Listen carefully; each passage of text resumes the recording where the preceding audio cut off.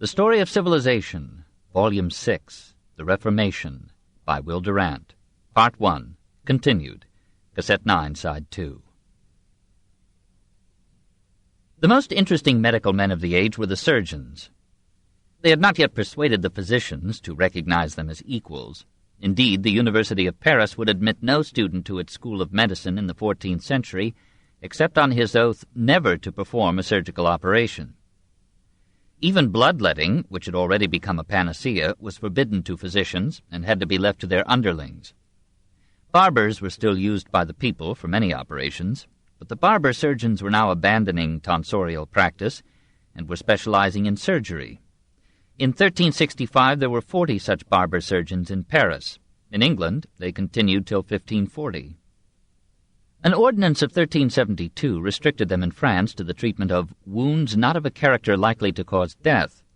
Thereafter major operations could be legally performed only by master surgeons dedicated to their specialty. A Royal College of Surgeons was chartered at Edinburgh in 1505. The great names in surgery in the first half of the 14th century were Henri de Mondeville and Guy de Chauliac. Froissart might have noted that Mondeville, though always in great demand, remained poor to the end of his days, and carried on his work despite his own asthma and tuberculosis. His Chirurgia, 1306 to 1320, the first work on surgery by a Frenchman, covered the whole field with a thoroughness and competence that earned a new standing for surgeons. His distinctive contribution was the application and development of a method which he had learned from Theodoric Borgognoni at Bologna for treating wounds by complete cleansing, prevention of suppuration, exclusion of air, and dressings with wine. He defended his innovations by warning against a supine acceptance of Galen or other classic authorities. Modern authors, he wrote, using a favorite medieval adjective, are to the ancient like a dwarf placed upon the soldiers of a giant. He sees all that the giant sees, and farther still. The generation after him produced the most famous of medieval surgeons. Born of peasant stock in the French village that gave him its name, Guy de Chauliac so impressed the lords of the manor that they paid his tuition at Toulouse, Montpellier, Bologna, and Paris. In 1342 he became a papal physician at Avignon, and held that difficult position for 28 years. When the Black Death struck Avignon, he stayed at his post, ministered to the victims, contracted the pestilence, and barely survived. Like any man, he committed serious errors. He blamed the plague, now on an unfortunate conjunction of planets, now on Jews aiming to poison all Christendom. And he retarded the surgery of wounds by rejecting Mondeville's simple cleansing method and returning to the use of plasters and salves. But for the most part he lived up to the finest traditions of his great profession. His Chirurgia Magna of 1363 was the most thorough, systematic, and learned treatise on surgery produced before the 16th century. Social and individual hygiene hardly kept pace with the advances of medicine. Personal cleanliness was not a fetish. Even the King of England bathed only once a week and sometimes skipped. The Germans had public baths, large vats in which the bathers stood or sat naked, sometimes both sexes together. Ulm alone had 168 such Badestuben in 1489. In all Europe, not always excepting the aristocracy, the same article of clothing was worn for months, or years, or generations. Many cities had a water supply, but it reached only a few homes. Most families had to fetch water from the nearest fountain, well, or spring. The air of London was befouled by the odor of slaughtered cattle, till such carnage was forbidden in 1371. The smell of latrines detracted from the idyllic fantasies of rural life. London tenements had but one latrine for all occupants. Many houses had none at all, and emptied their ordure into the streets or yards. Thousands of privies poured into the Thames. A city ordinance of 1357 denounced this, but the practice continued. In 1388, prodded by several returns of the plague, Parliament passed the first sanitary act for all England. For that so much dung and filth of the garbage and entrails, as well as of beasts killed as of other corruptions, be cast and put in ditches, rivers, and other waters, that the air is greatly corrupt and infect, and many maladies and other intolerable diseases do daily happen, as well to inhabitants as to others repairing or travelling thither, it is accorded and assented that proclamation be made throughout the realm of England that they which do cast and lay all such annoyances shall cause them utterly to be removed, upon pain to lose and forfeit to our Lord the King. Similar ordinances were promulgated in France about this time. In 1383, Marseille, following the example of Ragusa in 1377, ordered the isolation of plague-stricken persons for 40 days, a quarantine.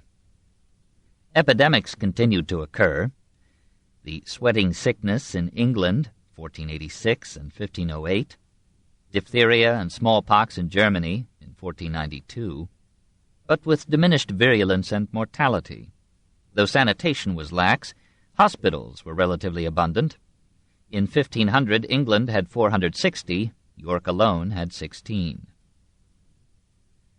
The treatment of the insane gradually passed from superstitious reverence or barbaric cruelty to semi-scientific care. In 1300, the corpse of a girl who had claimed to be the Holy Ghost was dug up and burned by ecclesiastical order, and 2 women who expressed belief in her claim perished at the stake. In 1359, the Archbishop of Toledo commissioned the civil authorities to burn alive a Spaniard who professed to be a brother of the Archangel Michael and to visit heaven and hell daily. Matters improved in the 15th century. A monk named Jean Joffre, filled with compassion for lunatics who were being hooted through the streets of Valladolid by a mob, established there an asylum for the insane in 1409, and his example was followed in other cities. The Hospital of St. Mary of Bethlehem, founded in London in 1247, was transformed into an insane asylum in 1402, and the word Bethlehem, corrupted into Bedlam, became a synonym for a place of insanity. Confirmed lepers were still outcast from society, but leprosy almost disappeared from Western Europe in the 15th century. Syphilis took its place.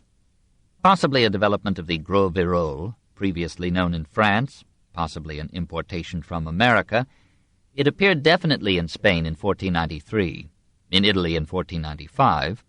It spread so widely in France that it came to be called morbus gallicus, and some cities in Germany were so ravaged by it that they begged exemption from taxation.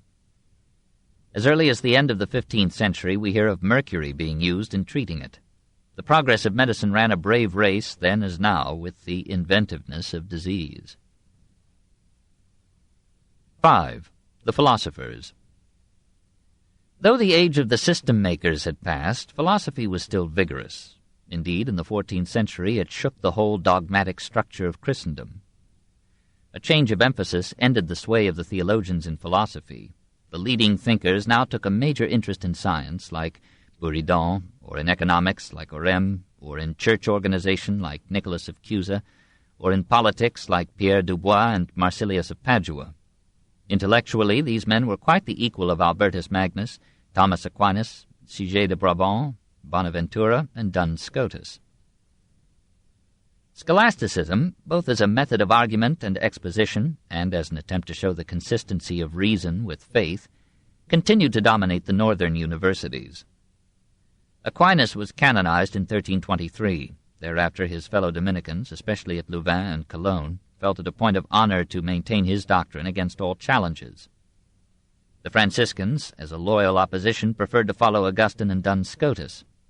One unmoored Dominican, Will Durant of Saint-Pourçain, shocked his order by going over to the Scotists. At age 38, in around 1308, he began a vast commentary which he finished in old age. As he progressed, he abandoned Aristotle and Aquinas and proposed to put reason above the authority of any doctor, however famous or solemn. Here was a philosopher with some sense of humor. While remaining overtly orthodox in theology, he prepared for the uncompromising nominalism of Ockham by restoring the conceptualism of Abélard. Only individual things exist. All abstract or general ideas are merely the useful shorthand concepts of the mind. William's friends called him Doctor Resolutissimus. His opponents called him Durus Durandus, Durand the Hard, and warmed themselves with the hope that the fires of hell would soften him at last. William of Ockham was much harder, but did not wait till death to burn. His whole life was one of hot controversy, cooled only by occasional imprisonment, and the compulsion of the times to phrase his heat in scholastic form. He admitted in philosophy no authority but experience and reason. He took his theorems passionately and set half of Europe by the ears in defending his views. His life, adventures, and aims prefigure Voltaire's, and perhaps his effect was as great. We cannot say precisely where or when he was born, probably at Ockham in Surrey toward the end of the 13th century. While yet young, he entered the Franciscan order, and about the age of 12 he was sent to Oxford as a bright lad who would surely be a shining light in the church. At Oxford, and perhaps at Paris, he felt the influence of another subtle Franciscan, Duns Scotus. For although he opposed the realism of Scotus, he carried his predecessor's rationalist critique of philosophy and theology many steps further to a skepticism that would dissolve alike religious dogmas and scientific laws. He taught for 6 years at Oxford, and may have taught at Paris. Apparently before 1324, while still a tyro in his 20s, he wrote commentaries on Aristotle and Peter Lombard, and his most influential book, Summa Totius Logicae, a summary of all logic. It seems at first sampling to be a dreary desert of logic chopping and technical terminology, a lifeless procession of definitions, divisions, subdivisions, distinctions, classifications, and subtleties. Ockham knew all about semantics. He deplored the inaccuracy of the terms used in philosophy and spent half his time trying to make them more precise. He resented the Gothic edifice of abstractions, one mounted upon the other like arches in superimposed tiers, that medieval thought had raised. We cannot find in his extant works precisely the famous formula that tradition called Occam's razor, entia non sunt multiplicanda praeter necessitatem, entities are not to be multiplied beyond need. But he expressed the principle in other terms again and again. Pluralitas non est ponenda sine necessitate. A plurality of entities or causes or factors is not to be posited or assumed without necessity, and frustra fit per plura quod potest fieri per partura. It is vain to seek to accomplish or explain by assuming several entities or causes what can be explained by fewer. The principle was not new. Aquinas had accepted it, Scotus had used it. But in Ockham's hands it became a deadly weapon, cutting away 100 occult fancies and grandiose abstractions. Applying the principle to epistemology, Ockham judged it needless to assume, as the source and material of knowledge, anything more than sensations. From these arise memory, sensation revived, perception, sensation interpreted through memory, imagination, memories combined, anticipation, memory projected, thought, memories compared, and experience, memories interpreted through thought. Nothing can be an object of the interior sense, or thought, without having been an object of the exterior sense, or sensation. Here is Locke's empiricism 300 years before Locke. All that we ever perceive outside ourselves is individual entities, specific persons, places, things, actions, shapes, colors, tastes, odors, pressures, temperatures, sounds. And the words by which we denote these are words of first intention, or primary intent, directly referring to what we interpret as external realities. By noting and abstracting the common features of similar entities so perceived, we may arrive at general or abstract ideas. Man, virtue, height, sweetness, heat, music, eloquence. And the words by which we denote such abstractions are words of second intention, referring to conceptions derived from perceptions. These universals are never experienced in sensation. They are termini signa nomina, terms, signs, names, for generalizations extremely useful and dangerous in thought or reason, in science, philosophy, and theology. They are not objects existing outside the mind. Everything outside the mind is singular, numerically one. Reason is magnificent, but its conclusions have meaning only insofar as they refer to experience, that is, to the perception of individual entities, or the performance of individual acts. Otherwise, its conclusions are vain and perhaps deceptive abstractions. How much nonsense is talked or written by mistaking ideas for things, abstractions for realities. Abstract thought fulfills its function only when it leads to specific statements about specific things. From this nominalism, Ockham moved with devastating recklessness into every field of philosophy and theology.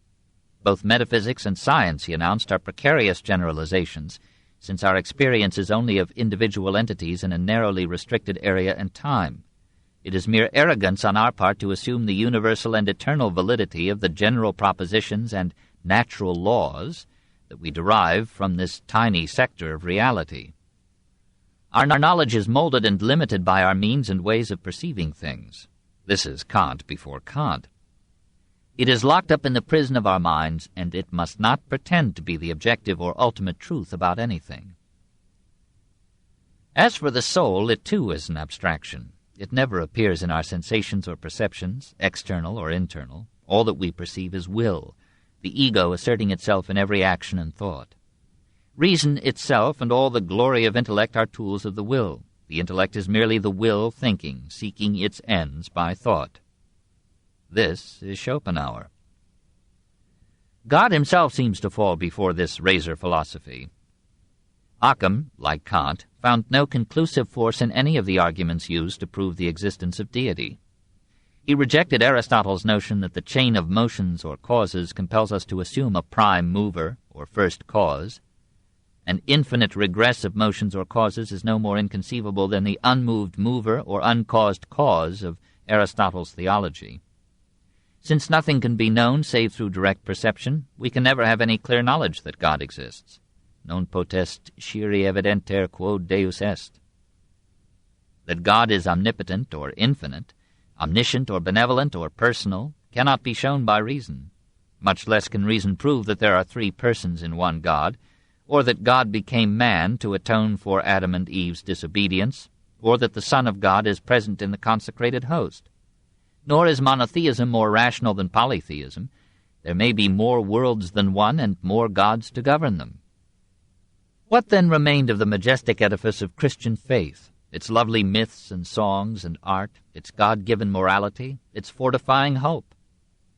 Ockham recoiled before the ruin of theology by reason, and in a desperate effort to save a social order based on a moral code based on religious belief, he proposed at last to sacrifice reason on the altar of faith. Though it cannot be proved, it is probable that God exists, and that he has endowed each of us with an immortal soul. We must distinguish, as Averroes and Duns Scotus had advised, between theological truth and philosophical truth, and humbly accept in faith what proud reason doubts. It was too much to expect that this caudal appendage, in honor of practical reason, would be accepted by the Church as atoning for Ockham's critique of pure reason. Pope John XXII ordered an ecclesiastical inquiry into the abominable heresies of the young friar, and summoned him to appear at the papal court in Avignon. Ockham came, for we find him in 1328 in a papal prison there, with two other Franciscans. The three escaped and fled to Aigues-Mortes. There they embarked on a small boat, and were picked up by a galley that took them to Louis of Bavaria at Pisa. The Pope excommunicated them, the Emperor protected them. William then accompanied Louis to Munich, joined Marsilius of Padua there, lived in an anti-papal Franciscan monastery, and issued from it a torrent of books and pamphlets against the power and heresies of the popes in general, and of John XXII in particular. As he had in his metaphysics outdone the skepticism of Scotus, so now in his practical theory Ockham carried to daring conclusions the anti-clericalism of Marsilius of Padua. He applied his razor to the dogmas and rites that the Church had added to early Christianity, and demanded a return to the simpler creed and worship of the New Testament. In a pugnacious Centiloquium Theologicum, he brought before the tribunal of his reason 100 dogmas of the Church, and argued that many of them led logically to intolerable absurdities. If, for example, Mary is the mother of God, and God is the father of us all, Mary is the mother of her father. Ockham questioned the apostolic succession of the popes, and their infallibility. On the contrary, he urged, many of them had been heretics, and some had been criminals. He advocated a lenient treatment of heresy, proposing that all expression of opinion be left free except for the dissemination of conscious falsehood. What Christianity needed, he thought, was a return from the Church to Christ, from wealth and power to simplicity of life and humility of rule. The Church should be defined not as the clergy alone, but as the whole Christian community. This entire fellowship, including the women, should choose representatives, including women, to a general council, and this council should choose and govern the Pope. Church and state should be under one head. The state itself should be subject to the will of the people, for in them is vested all final sovereignty on the earth.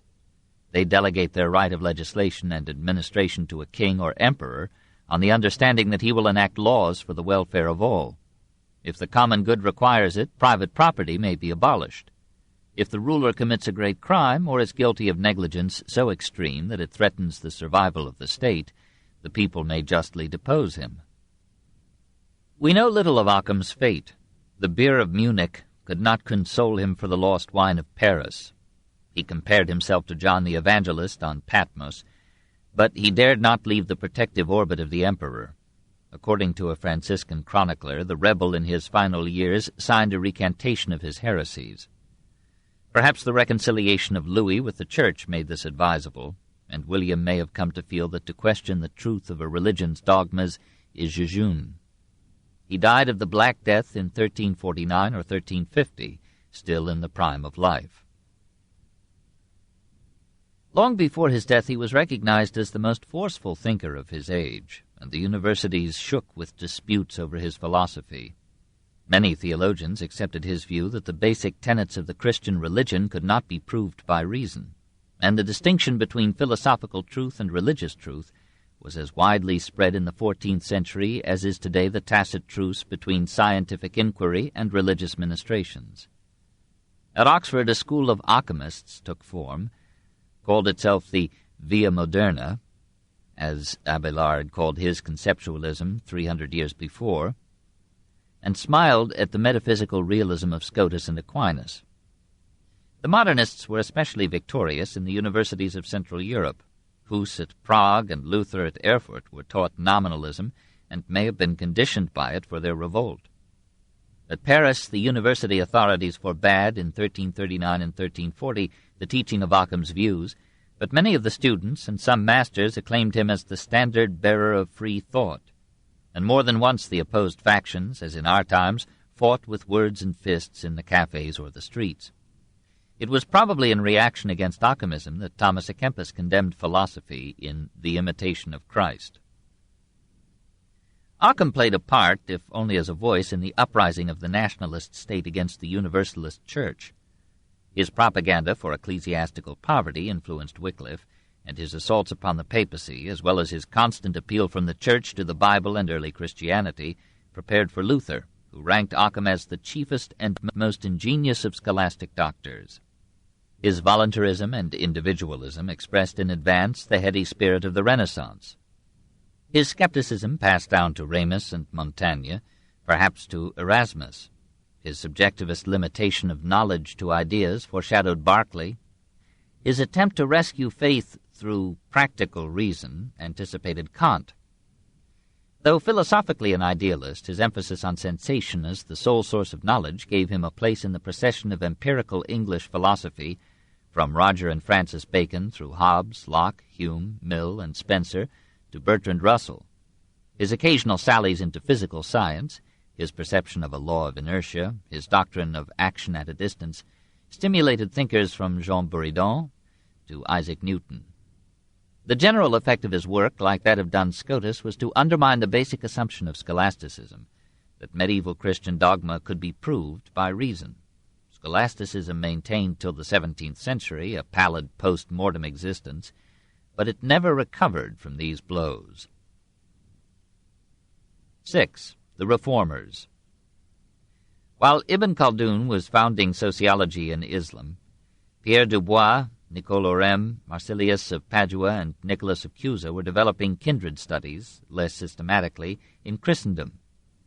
Dubois served Philip III of France as Ockham and Marsilius served Louis of Bavaria, by aiming intellectual broadsides against the papacy and singing doxologies to the state. In a Supplication du peuple de France au roi contre le pape Boniface of 1308, and in a treatise De Recuperatione Terrae Sanctae on the recapture of the Holy Land, 1305, the ardent lawyer recommended that the papacy should shed all its temporal possessions and powers, that the rulers of Europe should repudiate the papal authority in their realms, and that the French Church should divorce itself from Rome and submit to secular authority and law. Moreover, proceeded Dubois, all Europe should be united under the French king as emperor, with his capital at Constantinople as a bastion against Islam. An international court should be established to adjudicate the quarrels of nations, and an economic boycott should be declared against any Christian nation that should open war against another. Women should have the same educational opportunities and political rights as men. No one seemed to pay much attention to these proposals, but they entered into the intellectual currents that undermined the papacy. 2 centuries after Dubois, Henry VIII, who doubtless had never heard of him, followed his program and Wycliffe's in religion. And in the early 19th century, Napoleon set up for a moment a united Europe under French leadership, with the Pope a captive of the state. Dubois belonged to that rising legal profession which aspired to replace the clergy in administering the government. He won his battle. We live in the heyday of his victory. Ockham, who stirred so many pools, wrote toward 1355 one of the clearest and most straightforward essays in all economic literature, on the origin, nature, law, and alterations of money. The money of a country, he argued, belongs to the community, not to the king. It is a social utility, not a royal perquisite. The ruler or government may regulate its issue, but should make no profit from minting it, and should maintain its metallic quality undebased. A king who dilutes the coinage is a thief. Moreover, bad money, as Gresham's law would say 2 centuries later, drives good money out of circulation. People will secrete or export good coin, and the dishonest government will receive in its revenues only its depreciated currency. These ideas of Ockham were not merely ideals. He taught them as tutor to the son of John II. When his pupil became Charles V, the young king, after one desperate devaluation, profited from his teacher's instruction by restoring the shattered finances of war-ridden France to a sound and honest basis. Marsilius of Padua was of more volatile temperament than Ockham, an uncompromising individualist, proud of his intellect and courage, and making his political philosophy an inextricable part of his hectic life. Son of a notary in Padua, he studied medicine at the university. Probably he owed some of his anti-clerical radicalism to the atmosphere of Averroistic skepticism that Petrarch found and denounced there in the same generation. Passing to Paris, he became for a year rector of the university. In 1324, with the minor collaboration of John of Gendon, he composed the most remarkable and influential political treatise of the Middle Ages, Defensor Pacis, the Defender of Peace. Knowing that the book must be condemned by the Church, the authors fled to Nuremberg and placed themselves under the wing of the Emperor Louis of Bavaria, then at war with the Pope. They could not have expected so lusty a fighter as John XXII to take calmly their bellicose defense of peace. The book argued that the peace of Europe was being destroyed by strife between state and church, and that peace could be restored and best maintained by bringing the Church, with all her property and personnel, under the same imperial or royal authority as other groups and goods. It was, ran the argument, a mistake for the Church ever to have acquired property. Nothing in Scripture justified such acquisition. Like Ockham, the authors defined the Church as the whole body of Christians. As the Roman people, in Roman law, was the real sovereign and merely delegated its authority to consuls, senate, or emperors, so the Christian community should delegate, but should never surrender, its powers to its representatives, the clergy, and these should be held responsible to the people whom they represent. The derivation of the papal supremacy from the Apostle Peter is, in Marsilius's view, an historical error. Peter had no more authority than the other apostles, and the bishops of Rome, in their first 3 centuries, had no more authority than the bishops of several other ancient capitals. Not the Pope, but the emperor or his delegates presided over the first general councils. A general council, freely elected by the people of Christendom, should interpret the Scriptures, define the Catholic faith, and choose the cardinals, who should choose the Pope. In all temporal matters, the clergy, including the Pope, should be subject to civil jurisdiction and law. The state should appoint and remunerate the clergy, fix the number of churches and priests, remove such priests as it finds unworthy, take control of ecclesiastical endowments, schools, and income, and relieve the poor out of the surplus revenues of the Church. Here again was the strident voice of the upsurging national state. Having, through the support of the rising middle classes, subdued the barons and the communes, the kings now felt strong enough to repudiate the claims of the Church to sovereignty over civil power. Seizing the opportunity presented by the deterioration of the Church's international and intellectual authority, the secular rulers now dreamed of mastering every phase of life in their realms, including religion and the Church. This was the basic issue that would be fought out in the Reformation, and the triumph of the state over the Church would mark one terminus of the Middle Ages. In 1535, Henry VIII, at the height of his revolt against the Church, had the Defensor Pacis translated and published at governmental expense.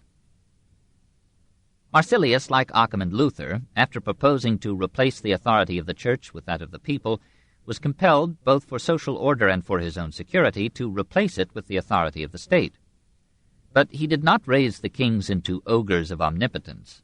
He looked beyond the triumph of the state to the day when the people might actually exercise the sovereignty that legal theorists had long affected to vest in them. In ecclesiastical reform he advocated democracy. Each Christian community should choose its representative to church councils. Each parish should choose its own priests, control them, dismiss them if need should be. And no member of the parish should be excommunicated without its consent. Marsilius applied similar principles to civil government, but with hesitant modifications.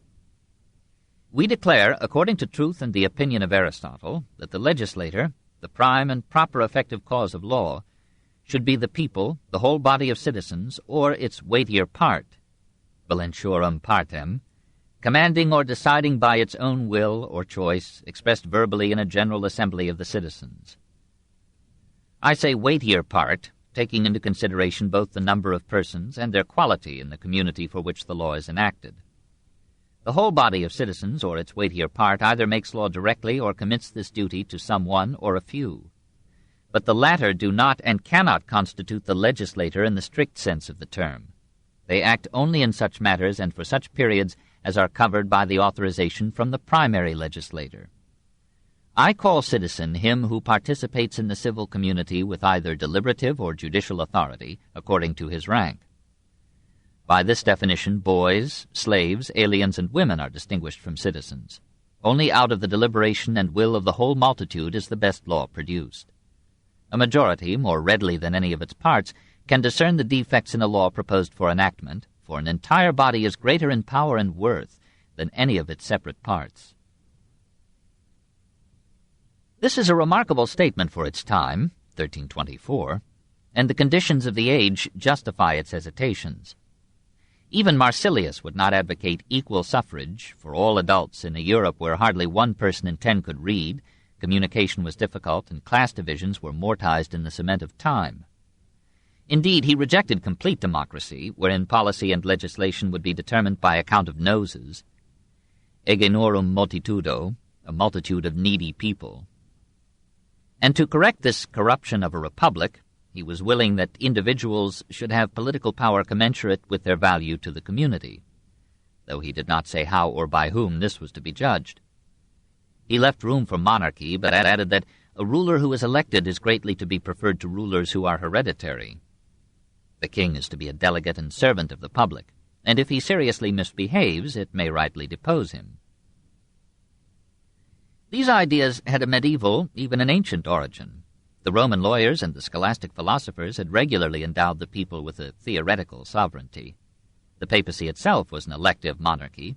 The pope called himself servus servorum Dei, servant of the servants of God.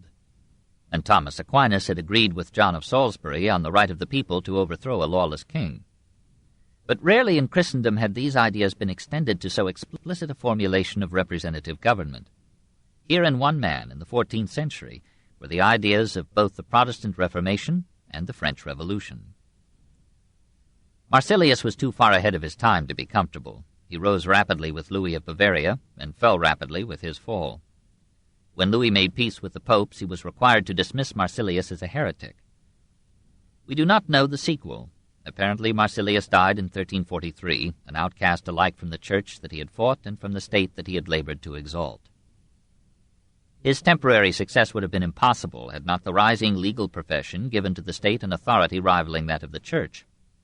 Over the ruins of feudal and communal law, beside and often against the canon law of the church, the lawyers raised the positive law of the state, and year by year this royal or secular law extended its reach over the affairs of men. The law schools of Montpellier, Orléans, and Paris turned out bold and subtle legists who used Roman law to build up, as against papal claims, a theory of divine right and absolute power for their royal masters. These ideas were strongest in France, where they evolved into l'État c'est moi and le roi soleil. They prevailed also in Spain, preparing the absolutism of Ferdinand, Charles V, and Philip II. And even in parliamentary England, Wycliffe expounded the unlimited authority of the divine king. Lords and Commons opposed the theory, and Sir John Fortescue insisted that the English king could not issue laws without the consent of Parliament, and that English judges were bound by their oath to judge by the law of the land, whatever the king might desire. But under Henry VII, Henry VIII, and Elizabeth, England too would kneel to absolute rulers. Between the rival absolutisms of popes and kings, some idealistic spirits clung to the notion of a natural law, a divine justice implanted in the human conscience, phrased in the Gospels and superior to any law of man. Neither the state nor the church paid more than lip service to this conception. It remained in the background, professed and ignored, but ever faintly alive. In the 18th century it would father the American Declaration of Independence and the French Declaration of the Rights of Man, and would play a minor but eloquent role in a revolution that for a time upset both the absolutisms that had ruled mankind. Nicholas of Cusa fought and then resigned himself to the absolutism of the papacy. In his varied career he showed the best face of organized Christianity to a Germany always suspicious of the Church. Philosopher and administrator, theologian and legist, mystic and scientist, he combined in one powerful personality the best constituents of those Middle Ages that were closing with his life.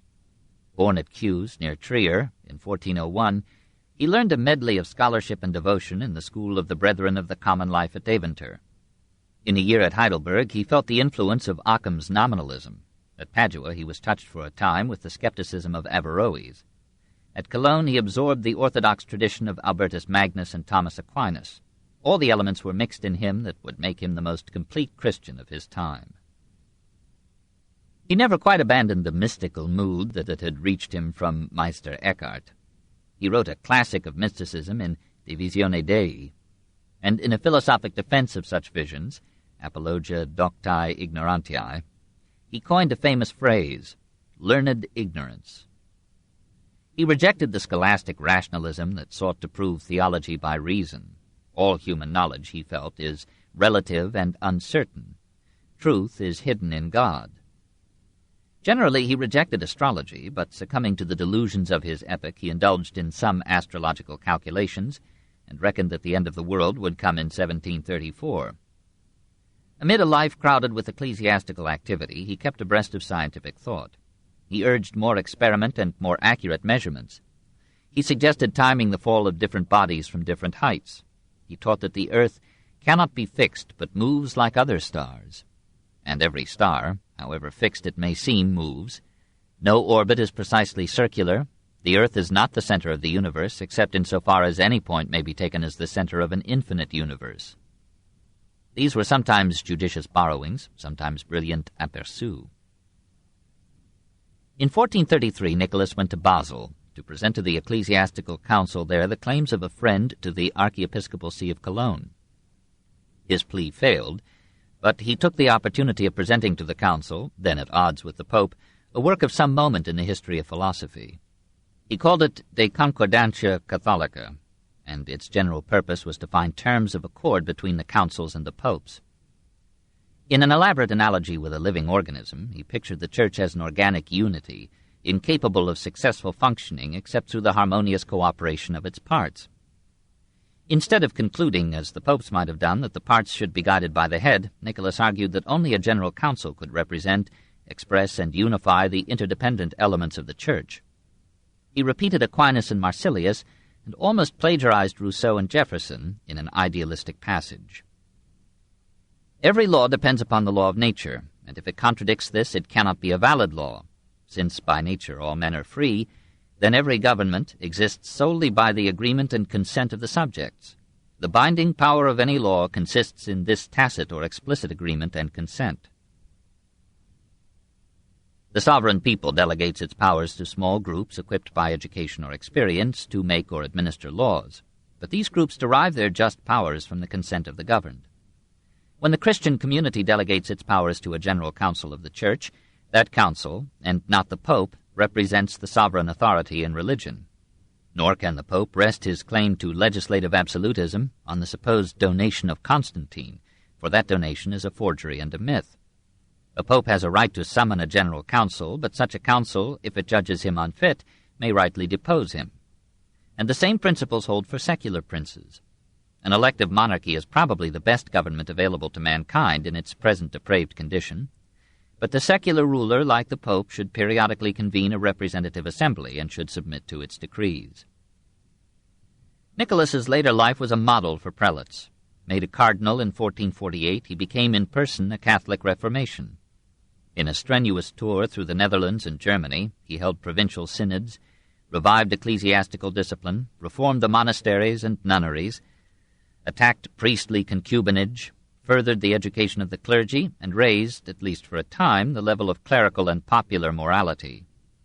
Nicholas of Cusa, wrote the learned Abbot Trithemius, appeared in Germany as an angel of light and peace amid darkness and confusion. He restored the unity of the Church, strengthened the authority of her supreme head, and sowed a precious seed of new life. To his other titles, Nicholas could have added that of humanist. He loved the ancient classics, encouraged their study, and planned to print for wide circulation the Greek manuscripts that he himself had brought from Constantinople. He had the true scholar's tolerance. In a dialogue on peace, composed in the very year when Constantinople fell to the Turks, he pleaded for mutual understanding among the religions as diverse rays of one eternal truth. And in the dawn of modern thought, when the rising freedom of the intellect was an intoxication, he wrote sound and noble words. To know and to think, to see the truth with the eye of the mind, is always a joy.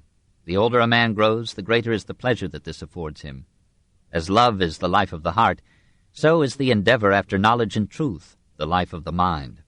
Amid the movements of time, the daily labor, perplexities, and contradictions of life, we should lift our gaze fearlessly to the clear vault of heaven, and seek ever to obtain a firmer grasp of the origin of all goodness and beauty, the capacities of our own hearts and minds, the intellectual fruits of mankind through the centuries, and the wonderful works of nature around us, but remembering always that in humility alone lies true greatness, and that knowledge and wisdom are profitable only insofar as our lives are governed by them. Had there been more such Nicholases, there might have been no Luther. This book is continued on Cassette 10, Side 1.